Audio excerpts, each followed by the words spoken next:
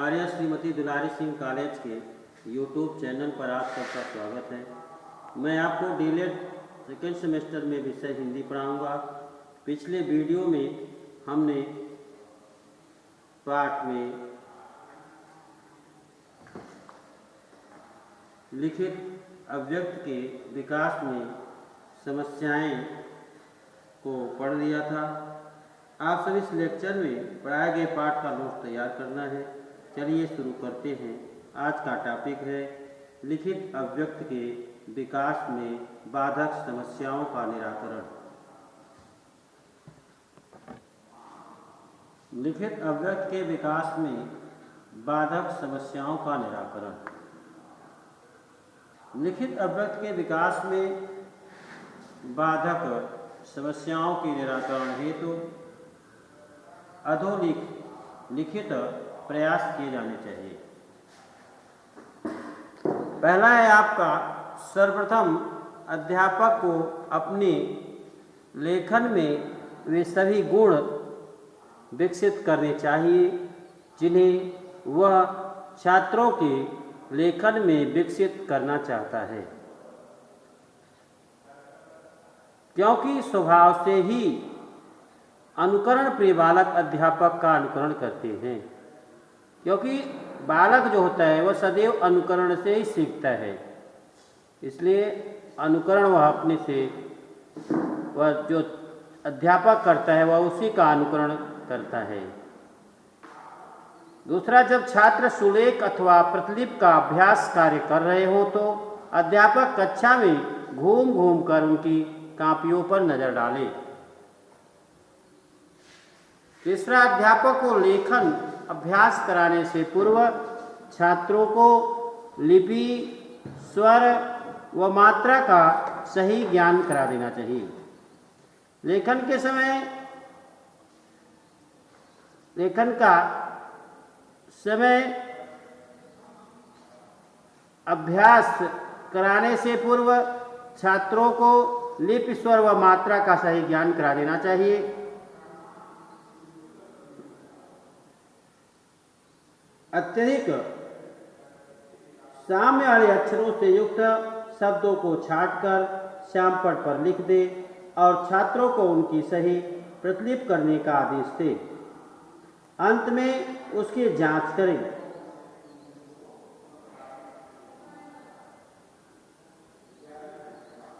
छात्रों को संयुक्ताक्षर तथा उन मात्राओं से युक्त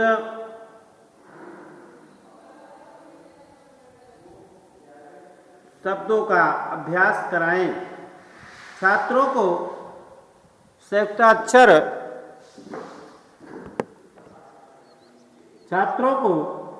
संयुक्ताक्षरों तथा उन मात्राओं से युक्त शब्दों का अभ्यास कराएं जिनमें छात्र गलती करते हैं। इस प्रकार की वे संयुक्ताक्षर व मात्राओं के सही प्रयोग में अभ्यस्त हो जाएंगे और गलती नहीं करेंगे। इस प्रकार छात्र जो है वो संयुक्ताक्षरों व मात्राओं के सही प्रयोग में अभ्यस्त हो जाएंगे और गलती नहीं करेंगे। पांचवा, छात्रों को विराम चिन्हों से परिचित कराकर उनके सही प्रयोग का अभ्यास कराया जाए। इस हेतु अनुच्छेद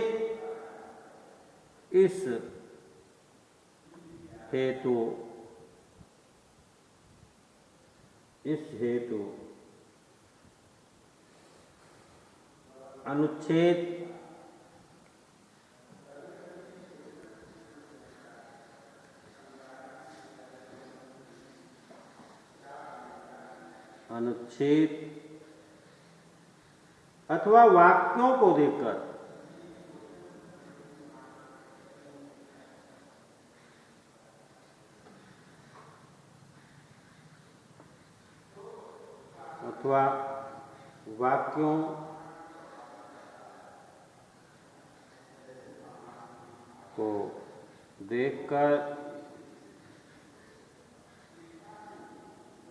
वाक्यों को देखकर उनमें विराम चिन्हों का प्रयोग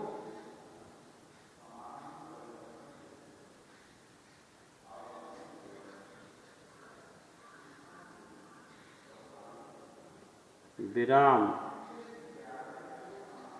चिन्हों का प्रयोग विराम चिन्हों का प्रयोग करने के लिए कहा जाए।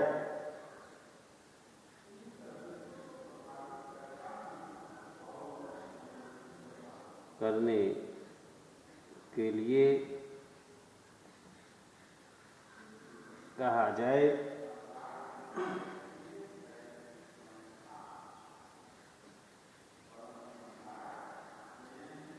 तथा छात्रों के समक्ष उनकी जांच कर तथा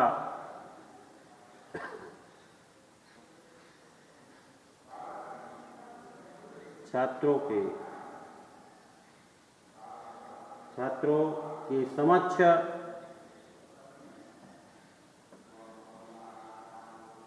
के समक्ष उनकी जांच कर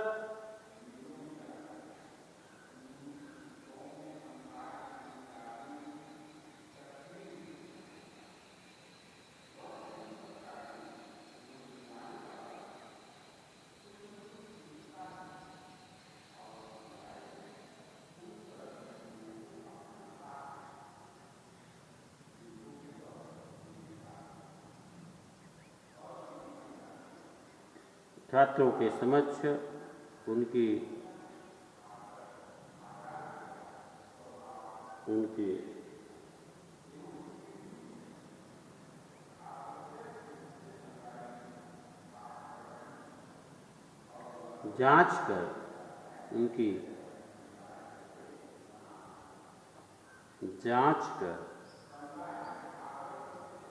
जांच कर उन्हें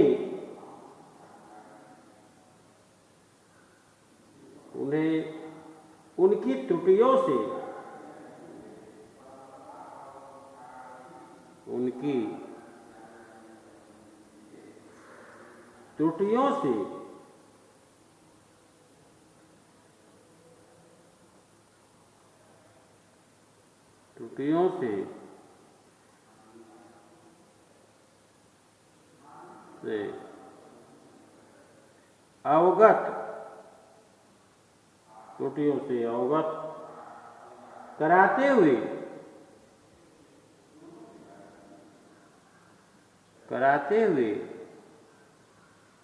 अवगत कराते हुए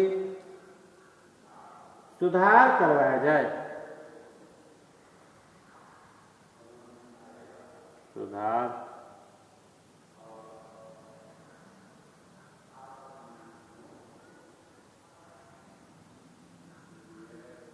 करवाया जाए। छात्रों को भली भांति समझा दिया जाए कि सिरोखा देवनागरी लिपि की विशेषता है, अतः अक्षर व शब्दों के ऊपर शिरोरेखा अवश्य लगाए। छात्रों को दिशा निर्देश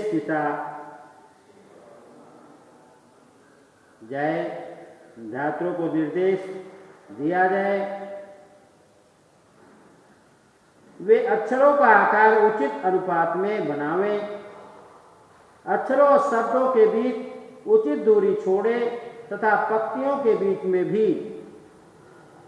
उचित दूरी छोड़े तथा उनमें समांतर दूरी बनाए रखें, क्योंकि ऐसा करने से लेख अस्पष्ट पठनीय बनता है। छात्रों को कलम पकड़ने और बैठने के सही ढंग से परिचित कराकर उसका अभ्यास कराया जाए।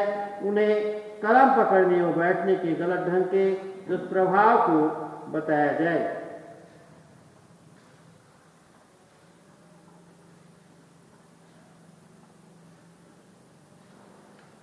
छात्रों को लेख खराब होने का सबसे बड़ा कारण है अभ्यास का अभाव। छात्रों के लेख खराब होने का सबसे प्रमुख कारण है अभ्यास का अभाव।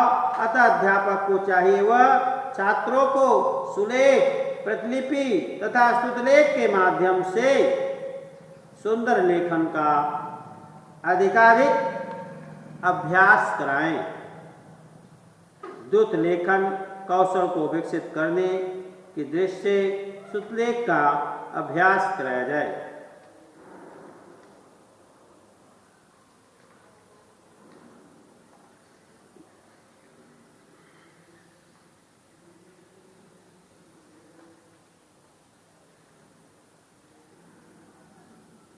अभी आपने पढ़ा छठा,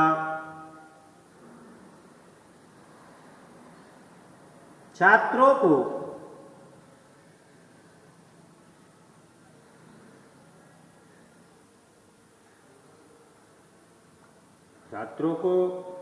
भली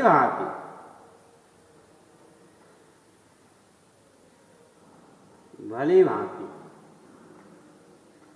समझा दिया जाए।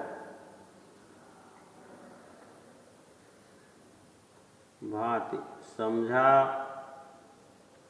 दिया जाए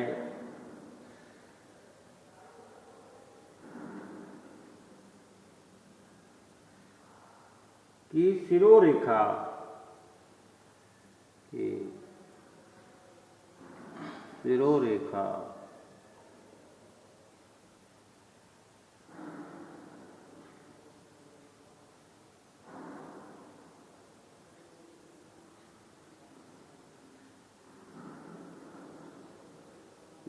शिरोरेखा देवनागरी लिपि की विशेषता है। देवनागरी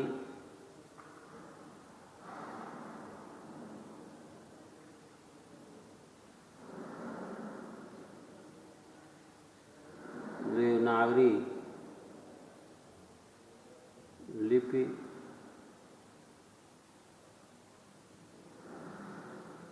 विशेषता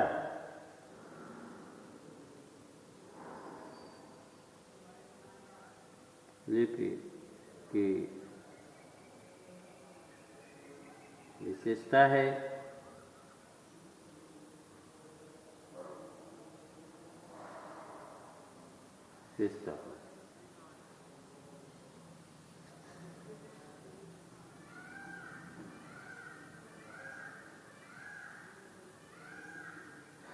उसके बाद आपका अगला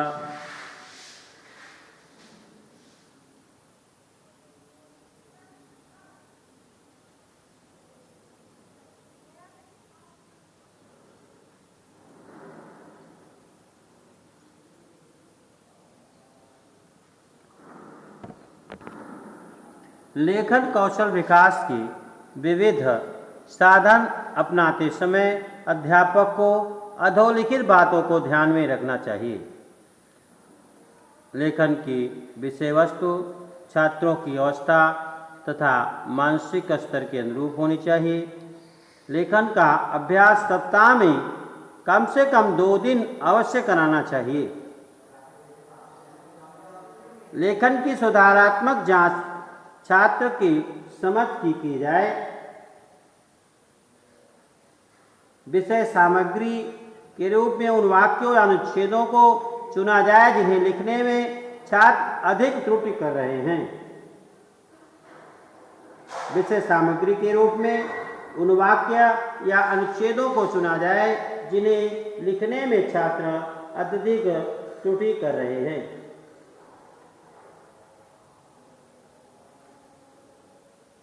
उसके बाद 5वां है स्तुतिलेख में बोले जाने वाले अंश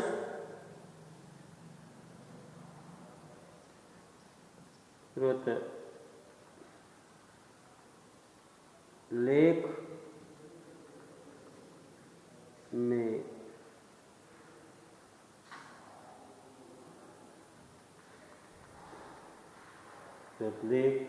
में बोले जाने वाले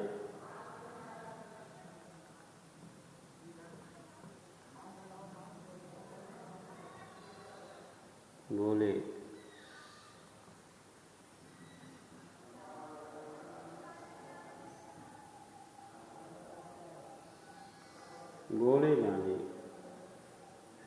वाले अंश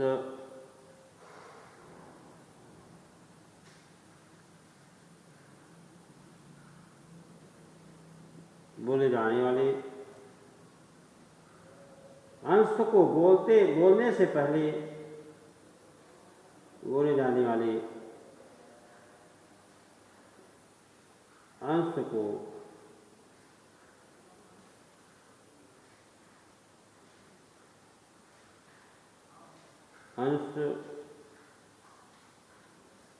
बोलने से पहले अंश को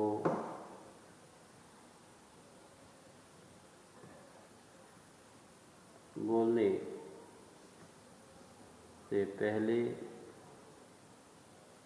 से पहले एक बार पूरी कक्षा को सुना देना चाहिए। से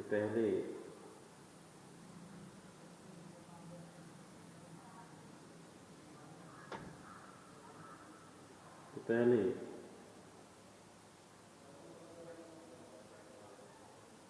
एक बार पूरी कक्षा को एक बार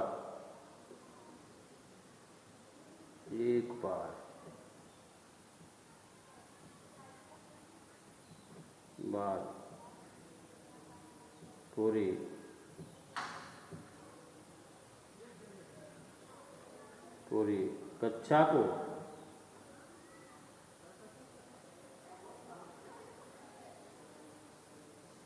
कक्षा को सुना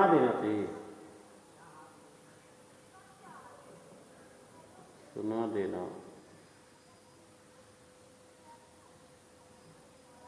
चाहिए। तत्पश्चात थोड़ा थोड़ा करके अंश बोलना चाहिए। अंत में एक बार पुनः अंश को छात्रों को सुनाना चाहिए ताकि वे अपने लेखन को दोहरा सके। बोलने की गति उचित, उच्चारण स्पष्ट होना चाहिए। पर्दे एवं वाक्यों की आवृत्ति नहीं करनी चाहिए। अंत में संशोधन अवश्य किया जाए।